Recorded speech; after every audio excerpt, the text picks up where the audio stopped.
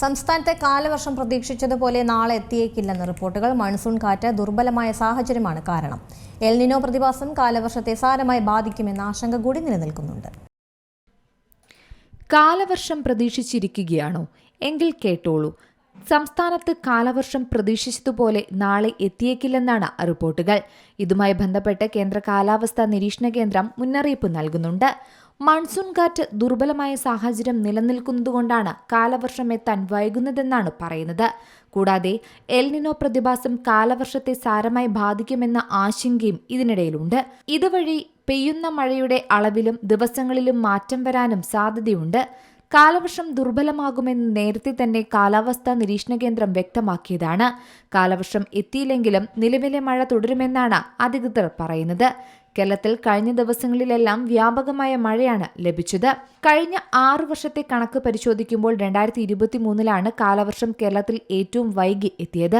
അന്ന് ജൂൺ 8 കാലവർഷം എത്തിയത്. 2020 ജൂൺ 5 കാലവർഷം എത്തുമെന്ന് പ്രവചനമുണ്ടെങ്കിലും ജൂൺ 1 തന്നെ കാലവർഷം എത്തി. 2021 മെയ് 31 കാലവർഷം എത്തുമെന്ന് പറഞ്ഞു. പക്ഷേ ജൂൺ 3 അന്ന് കാലവർഷം വന്നത്.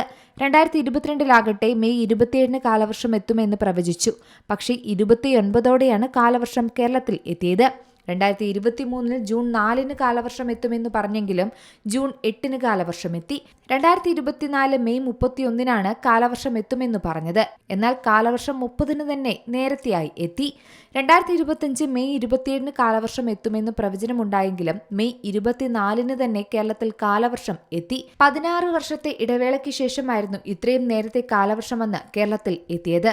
എന്തായാലും ഇത്തവണ കേരളത്തിൽ എപ്പോൾ കാലവർഷം എത്തുമെന്നതിന്റെ കൃത്യമായ കണക്ക് നാളെ കാലാവസ്ഥാ നിരീക്ഷണ കേന്ദ്രം അറിയിക്കും.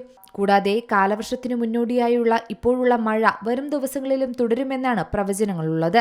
ഉരുൾപൊട്ടൽ, മണ്ണിടിച്ചിൽ, മഴവെള്ളപ്പാച്ചൽ സാധ്യതയുള്ള പ്രദേശങ്ങളിൽ താമസിക്കുന്നവർ അധികൃതരുടെ നിർദ്ദേശാനുസരണം സുരക്ഷിതമായ സ്ഥലങ്ങളിലേക്ക് മാറി താമസിക്കണമെന്നുള്ള ജാഗ്രതാ നിർദ്ദേശമൊക്കെ പൊതുജനങ്ങൾക്ക് നൽകുന്നുണ്ട്.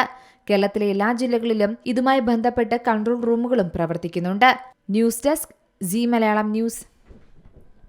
ഏറ്റവും പുതിയ വാർത്തകളും വിശേഷങ്ങളും വിരൽത്തുമ്പിലറിയാൻ സീ മലയാളം ന്യൂസ് എല്ലാ ഡിജിറ്റൽ പ്ലാറ്റ്ഫോമുകളിലും ലഭ്യം.